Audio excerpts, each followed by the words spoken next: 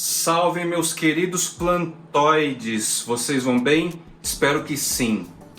Com base principalmente nessa obra agora, essa referência que traz pra gente aqui diversas famílias cujos gêneros e espécies coabitam em climas aí semelhantes, né? A gente está falando basicamente de espécies, gêneros e espécies de sombra e meia sombra. E a gente pode até dizer que existe uma equivalência neste contexto aqui de plantas para interior com o subbosque. São espécies que num hábitat original vivem num ambiente médio aí de subbosque. E aí assim, Fly aqui tem algumas famílias de preferência. Eu trouxe bem recentemente mais um conteúdo complementar aí sobre as Polypodiaceae.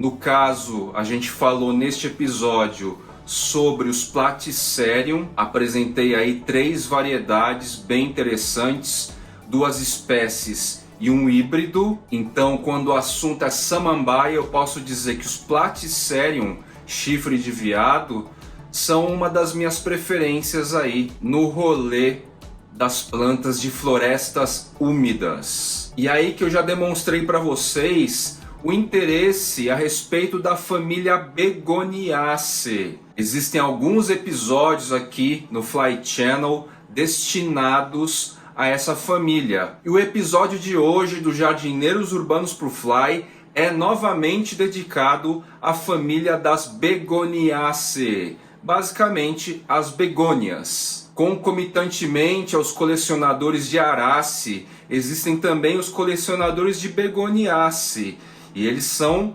ativos aí. Existem algumas pessoas que eu tenho algum contato e é muito interessante porque em termos de microclima é algo que se assemelha em algum nível. As Begoniaceae em geral são mais chatas.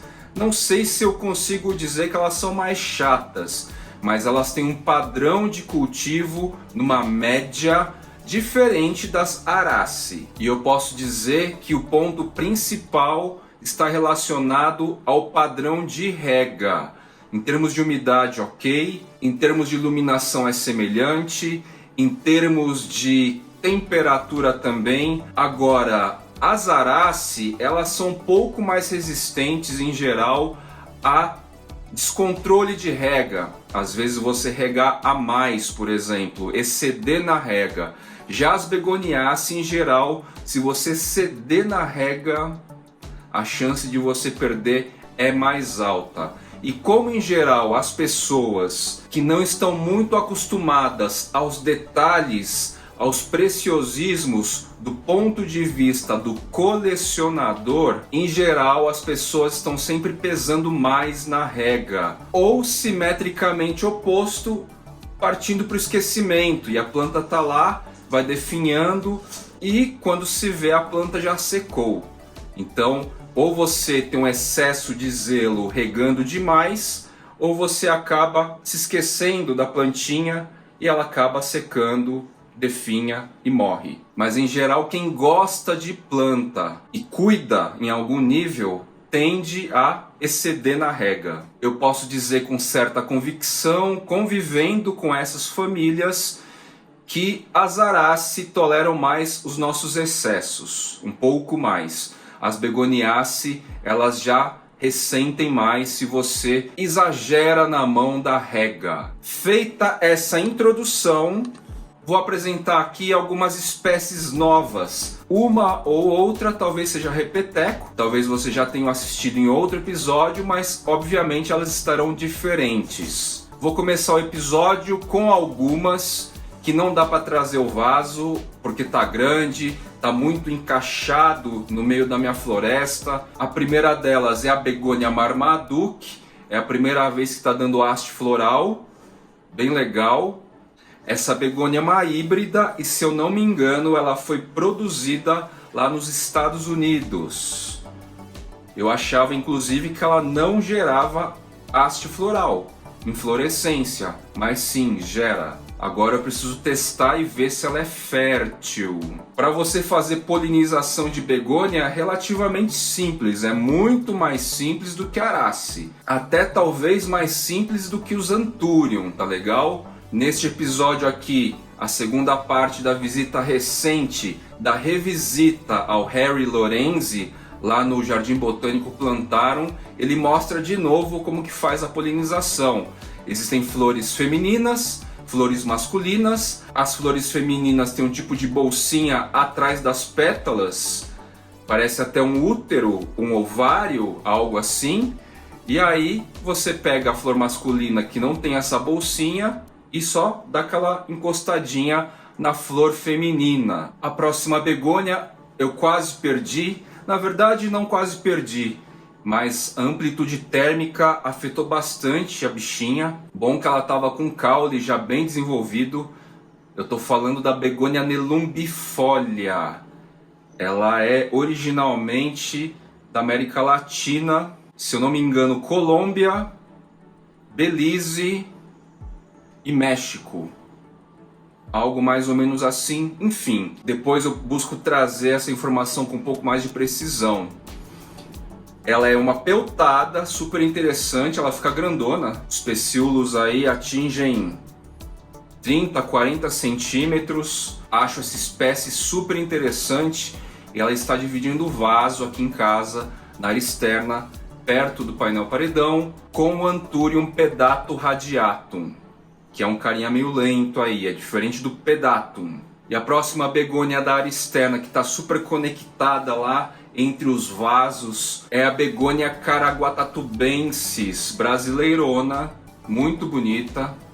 Ela tem esse tipo de detalhe no verso da folha, no pecíolo, né? Na altura do ápice da folha. Cresce bastante também, fica bem agigantada essa espécie, está indo muito bem. Em épocas de verão, ela toma até sol a pino. Veja só que interessante, ela aguenta. Continuando a conversa, a quarta begônia que eu tenho para apresentar para vocês é a begônia juliana. Esse carinha aqui, essa apical, estava dentro de um terrário aquário.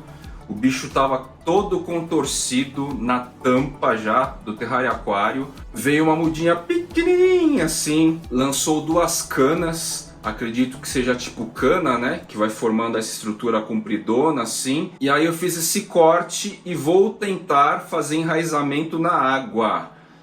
As begônias variam um pouquinho aqui em termos de propagação. Então, além de polinização, como eu falei brevemente no começo do episódio, a gente tem aqui propagação por estaquia também. No caso da brevirimosa, eu nunca tive sucesso. Brevirimosa eu consegui só pelo pecíolo e folha. No caso da maculata witch, por estaquia dá super certo. E esse cara aqui, begônia juliana, é a primeira vez que eu vou tentar. Saiu agorinha há pouco do terrário aquário. Hoje o dia está quente e está relativamente úmido. Primeiro aspecto que eu vou analisar antes do enraizamento propriamente dito é se essa bichinha aqui ela vai suportar a mudança de umidade bastante brusca de um terrário aquário que se mantém a 80, 90% constantemente, para a área externa aqui, que deve estar em torno de 70% agora. Tá quase noite já. Boa parte das begônias que sofrem essa transição de uma caixa estufa, caixa de plástico, caixa de umidade, elas sentem e definham em questão de horas assim. Aparentemente, eu fiz o corte já faz uma horinha mais ou menos, ela não se manifestou aqui. Não vejo grandes mudanças. Tá certo que já é uma estrutura mais parrudinha, tá? Não é uma pequena begônia. Esse caule aqui já estava mais ou menos com uns 30 centímetros curvando no tampo do aquário de um deles. Vou deixar aqui no parapeito da janela da cozinha e vamos ver se eu vou ter sucesso no enraizamento neste modo de estaquia. A begônia juliana não é apelido, é ID mesmo, Juliana tudo em minúsculo. Ela é nativa do Brasil, cresceu super bem, uma planta de fácil cultivo. Tem umas folhas bem bonitas e tal. Próxima espécie a ser apresentada, Begonia Amphioxus. Comentei dela um tanto aí num período aí recente, tá legal? O que eu posso dizer de atualização é que ela cresceu bem, né? Ela se desenvolveu bem, tá dando tá lançando flores, certo? 99% das flores que surgiram são masculinas e nasceu apenas uma feminina aqui, ó. Tá vendo, ó? Nesse biquinho aqui vai abrir a flor e a bolsinha aqui atrás, ó, que é um útero, um ovário, sei lá, acho que um ovário, mais propriamente dizendo, é onde vai rolar a gestação, entre aspas, das sementes. Então o que está acontecendo aqui? O que eu vou fazer aqui? Eu tenho que esperar então a flor abrir, certo? E aguardar que uma das flores masculinas, que já abriram algumas, mas não está num timing ainda, assim que aqui abrir, eu tenho que torcer para que tenha uma flor masculina aberta também, para eu retirar aí daquela encostadinha, pontinha com pontinha. E aí você vai promover a fecundação. Ó, aqui tem uma masculina que caiu recentemente, estava aberta. Deixa eu ver se eu consigo mostrar para vocês. Essa aqui é masculina, ó. Tem as pétalas e não tem a bolsinha atrás. E a única feminina que nasceu até agora é essa aqui. Tem essa bolsinha atrás. Vou chamar de bolsinha por enquanto. Tá legal? Begonia Amphioxus, ela não é brasileira. Ela é de Bornéu, se eu não me engano, tá? Não vou confirmar agora para vocês, mas eu sei que ela é asiática, ok? Ásia Oriental. E no contexto de substrato da Urutau, super aerado, olha aqui, já dá para ver um monte de raiz.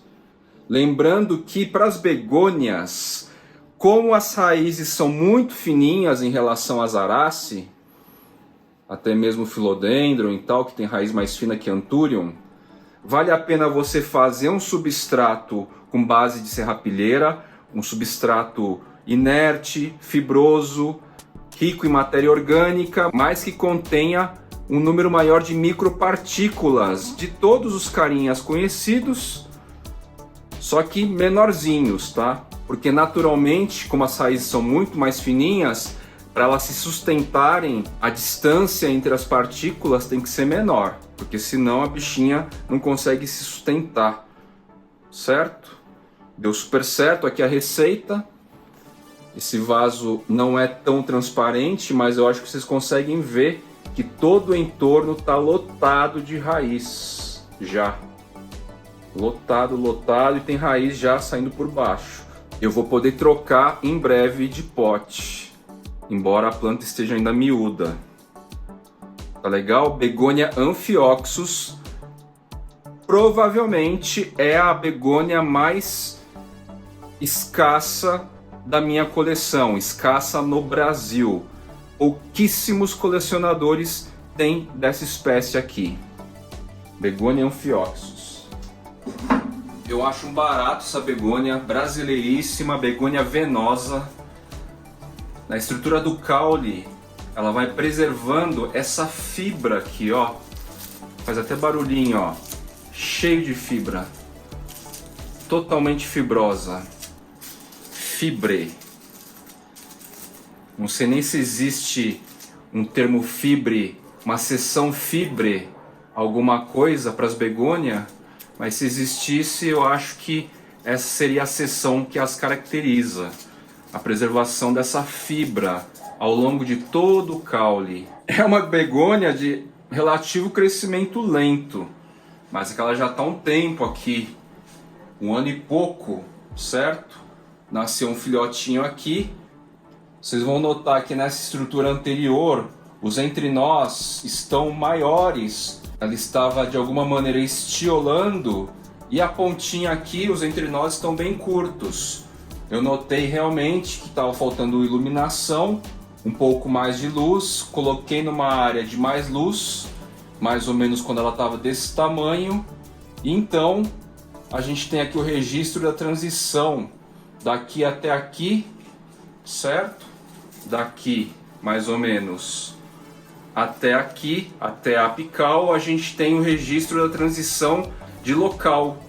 Ela passou a receber mais luz e os entrenós ficaram bem curtinhos. E aqui, ó, registro histórico de que ela estava numa região de pouca luz. São pequenas leituras possíveis da gente fazer aí ao analisar uma espécie. Esse bebezinho aqui já nasceu num contexto de mais luz, então a distância de entrenós está equivalente à apical aqui, certo? Primeira vez que eu conheci essa espécie foi no sítio Roberto Burle Marx. Eu achei muito legal e eu fiquei com ela na cabeça. Assim que, no caso, a Rhizoflora apresentou que tinha muda, eu adquiri com eles. Deixa eu dar uma incrementada nesse tutor aqui, porque a bichinha tá que tá, viu? Eu posso dizer que estão apagando as luzes. Eu posso dizer que, no caso da begônia brevirimosa, é melhor a gente pecar pela falta de rega do que pelo excesso de rega, tá? Então, se de repente secar um pouco mais o substrato, ela não vai reclamar. Agora, se você regar demais, begônia sofre demais com excesso de rega. Ela tem folhas pelúcidas também, interessantes, né? Eu acho que vocês conseguem ver daí. São folhas pelúcidas e a bichinha tá indo. E a parte mais curiosa para mim dessa espécie é o caule, com esse volume, essa capa completa aqui dessa fibra, estopa. Eu diria mais fibra do que estopa. Bem legal. Vou trazer uma parente, provavelmente elas são da mesma seção, por causa dessa característica morfológica muito marcante. É a begônia curti. Preciso acender outra luz lá que apagou também, deixando a brevirimosa por aqui por um tempo. Tá apagando tudo, sociedade! Timer das luzes artificiais.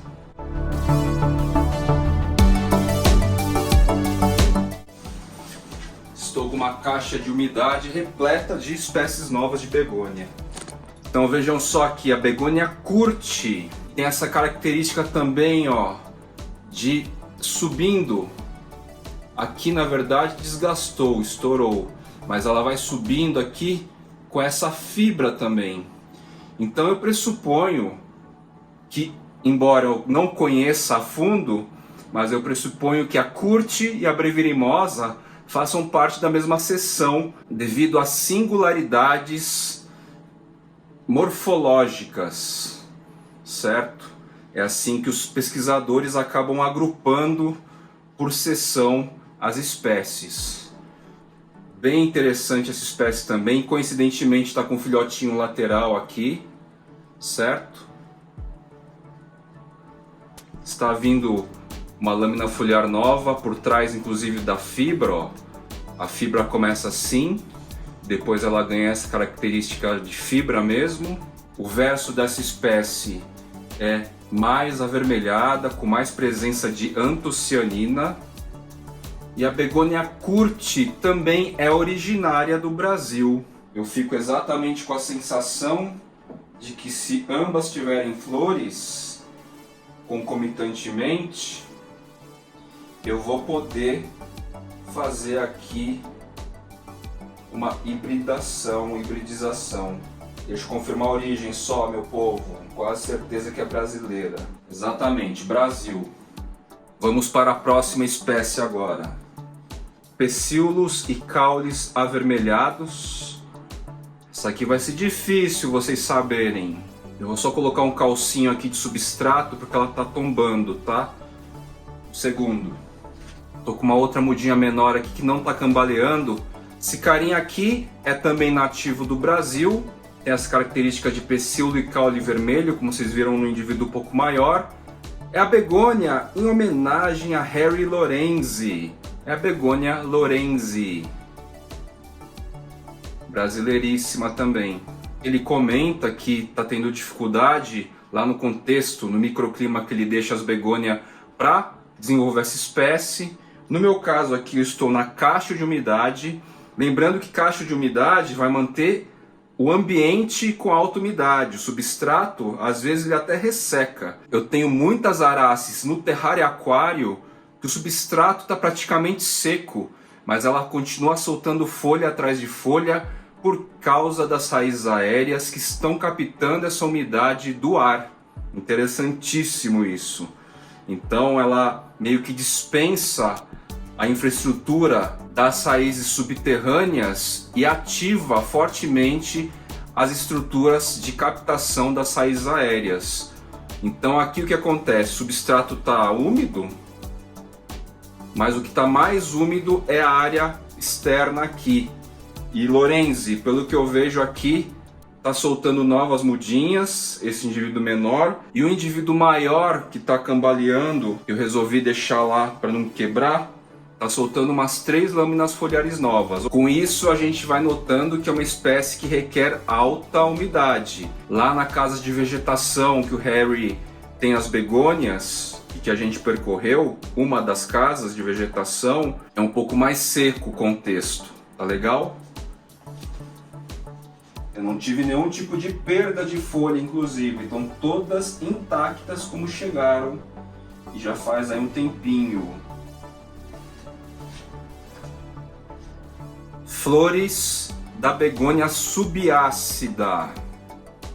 Muito provavelmente das espécies nativas, a begônia subácida aqui na minha floresta seja a mais escassa aqui, a mais rarinha que eu tenho aqui no meu contexto, tá? Brasileira, é de uma região específica do Brasil, tem um crescimento lento até, é uma begônia que não curte muita umidade, ou seja, ela está num ambiente que eu borrifo, inclusive, ó, vocês podem ver que eu borrifei neste caso, mas ela vive mais nesse contexto aberto aqui da cozinha, né? Sem essa manutenção constante de umidade.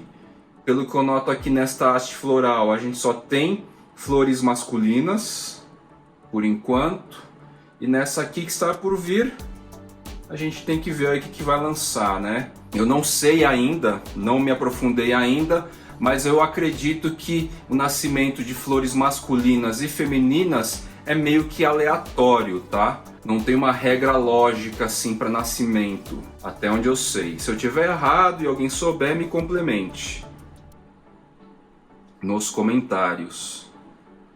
Um aspecto curioso é que essa época do ano não era para estar nascendo as florais dessa forma. Tá um pouco antecipado esse processo, tá? E eu tô aí com muitas begônias, inclusive a Marmaduke, que nunca deu haste floral, liberando lá, como vocês viram no começo do episódio. Você vê uma forração dessa begônia no chão, é muito bonito. Fica bem vistoso, bem distinto. Acho bem interessante essa espécie aqui. Aqui a gente tem uma mudinha se desenvolvendo a partir do pecíolo, certo? Este carinha aqui estar num contexto de estufa caseira é o ideal, é o necessário, inclusive, principalmente que a gente está falando de esfagno aqui, não água. É a begônia imperialis, é uma exótica do México. E vamos ver aqui se vai rolar a propagação. Está enraizado já, consigo sentir isso. Essa folha já está um tempinho relativo aqui. E agora é aguardar nascer o que? Brotinho a partir daqui. A gente vai ter formação de raiz aqui, na ponta do pecíolo. Essa ponta do pecíolo estava conectado ao caule. Já deve ter nascido raiz. E desse aglomerado de raiz aí, bem nessa base do pecíolo, a gente vai ver nascer uma geminha aqui, ou mais, e começar a se desenvolver. Ainda não se manifestou. Exótica mexicana, Begônia imperialis. Já comentei dela algumas vezes. Eu estava com uma muda gigante, muito bonita, não consegui cuidar. Ela definhou. Onde eu errei? Na água, com certeza, excesso de rega. E eu tô falando aqui da Begonia Gertzi, certo? Está numa caixa de umidade também. Tem um pecíolo com bastante Trichomas tectores. Posso até dizer também que ela forma essa fibra em algum nível. E tem as características de ser altamente bulada, né? Extremamente bulada. Begonia Gertzi. Origem, se eu não me engano, é Brasil também. Vamos confirmar. Vocês podem perguntar qual que é a fonte para essas descrições de origem e tal. Uma das fontes que eu utilizo é o site tropicus.org, que é basicamente o banco de dados de descrições de espécies descritas do Jardim Botânico de Missouri. Isso mesmo, Begonia Gertzi, brasileiríssima também. A gente tem muita coisa bonita no quesito begônia aqui. Vale a pena a gente se atentar a isso. Outra espécie nativa que tem um certo nível de raridade, por vezes adquire a mácula, as máculas, por vezes não, é a Begonia dicroa, que outrora também foi descrito como Begonia lunaris. Então lunaris é a sinonímia, já trouxe outras vezes também. Acho muito interessante essa begônia. Em fase juvenil assim não é tão interessante. Eu acho que um grande diferencial dessa espécie são as hastes florais. São mais propriamente as flores. Laranjas, num tom de laranja muito fluorescente, muito vistoso, chama bastante atenção. Essa é a principal característica da dicroa.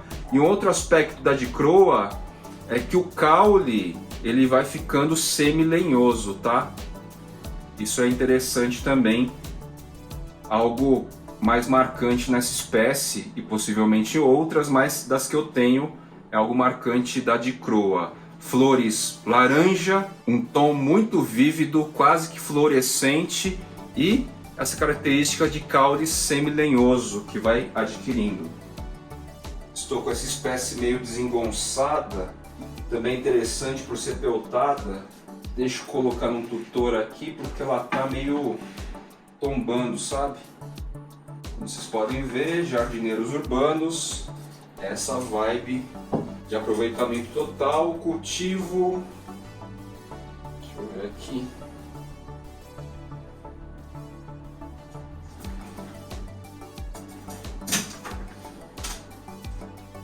Begonia umbraculífera. Olha só que formação distinta.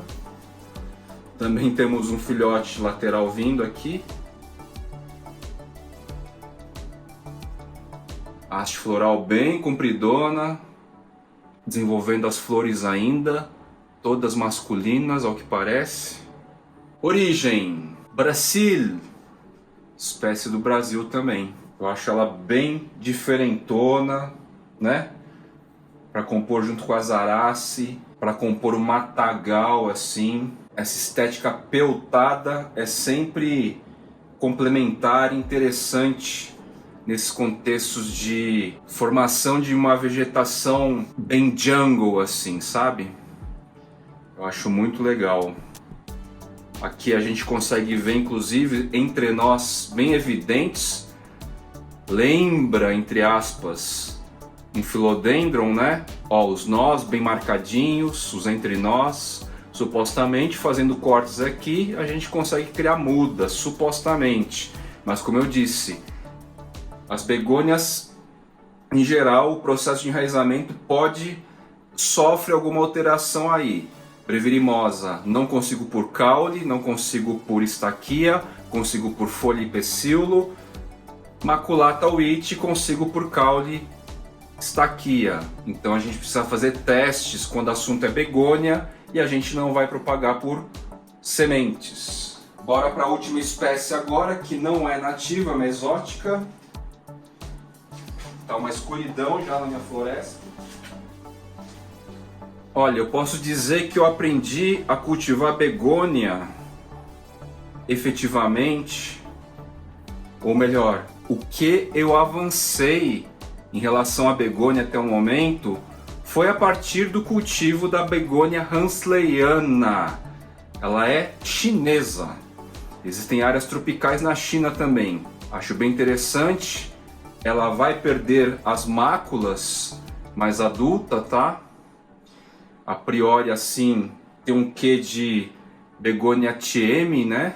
Thiemei. Inclusive, deixa eu mostrar aqui um vídeo rápido que eu fiz da begônia Thiemei também, que tá na área externa, tá grandona e tal. Tá nascendo um monte de flor, as flores vão ser grandes comparativamente, tá? A hansleyana, assim que chegou uma mudinha desse tamanho aqui assim, com talvez uns 3 pecíolos. Ela foi direto para o terrário aquário, cresceu por lá, tirei de lá, sofreu fortemente o choque de umidade. Era um período que, por sorte, estava no verão, estava chovendo, então estava quente e úmido. Embora tenha perdido muitos pecíolos, muitas folhas, ela, depois de uns 5 dias, reidratou, né? Porque quando eu tirei do terrário aquário, ela murchou em questão de 40 minutos, reidratou em 5 dias, a partir de chuva, iluminação filtrada de sol, mas muita chuva, e desde então se adaptou à área externa, onde eu não faço muito tratamento, né, no sentido de que o clima lá do painel paredão, daquela região, é aberto. Eu tenho só o filtro com sombrite, mas o resto tudo, vento, chuva, calor, fica uma coisa meio que in natura. Não é uma estufa onde eu condiciono e mantenho constante variáveis como umidade e calor, e temperatura, melhor dizendo. Ela super se adaptou lá, nasceram muitas hastes novas, vão surgindo novas brotações. É uma planta juvenil ainda, como eu disse, mais adulta, ela acaba perdendo um pouco as máculas, tá? E é isso. Begônia hansleyana é a moça que me ensinou melhor a cultivar begônia até hoje. Eu vivi diversos processos aí para ver o quanto que uma espécie pode resistir a alterações abruptas de umidade. E begônia literalmente sente mais. A Juliana lá, até agora, está firme e forte. Lembrando que é uma estrutura já mais adulta, tá? Eu posso até dizer, a partir de referências que eu encontro na internet, que este porte aqui já é o porte médio de uma begônia juliana adulta, madura já. Isso aqui é começar a lançar hastes florais e tal. Então é isso, meus queridos plantoides. Trouxe begônia, mais um especial de begônia da família Begoniaceae, outra que eu gosto bastante, que na medida do possível eu vou explorando, vou conhecendo. Muito provavelmente, logo menos, eu vou trazer outras famílias aí, de gêneros e espécies interessantes, não vistos ainda aqui no meu canal. São carinhas exóticos aí. Mas por hora é isso, uma ode às begônias, uma ode ao grupo, à família Begoniaceae. Gosto demais, tem tudo a ver com o nosso rolê. Existe uma variedade infinita aí, entre aspas, de forma de folhas, texturas, cores, com máculas, sem máculas, máculas de diversos tons e pigmentos, presença ou não de antocianina, enfim. Prestem atenção nessa família, lembrando que existem cuidados específicos que diferem um pouco da Azaraceae, tá legal? No mais, é uma diversão real cultivar também espécies da família Begoniaceae. Vou ficando por aqui e até o próximo episódio do Jardineiros Urbanos pro Fly. Valeu!